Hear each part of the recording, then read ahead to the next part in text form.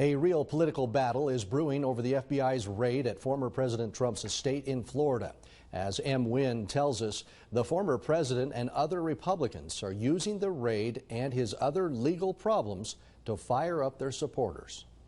New details into the FBI's raid of Donald Trump's Florida home, Mar-a-Lago. Sources familiar with the matter tell ABC that in the spring, the former president received a subpoena for documents related to what he is believed to have taken from the White House and failed to turn over to federal investigators. It's not clear whether Trump provided any documents in response to the subpoena. Following the subpoena, federal officials visited with Trump in June, and prior to that, the National Archives retrieved 15 boxes, some of them classified, that Trump had previously taken. Republicans have been demanding FBI Director Christopher Wray or Attorney General Merrick Garland explain why they raided a former president's home.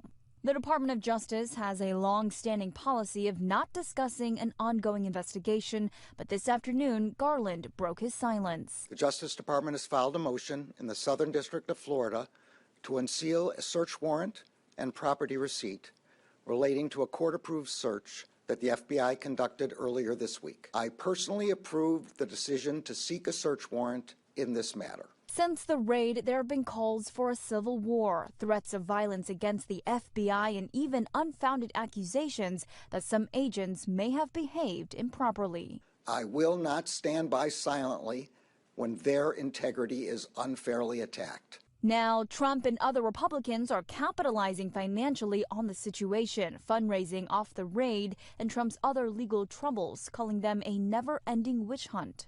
Those include a criminal investigation in Georgia of Trump's alleged efforts to overturn the state's election results. And on Wednesday, Trump sat for a civil deposition with New York Attorney General Letitia James, who is investigating whether the Trump family business misrepresented the values of certain properties to pay less in taxes.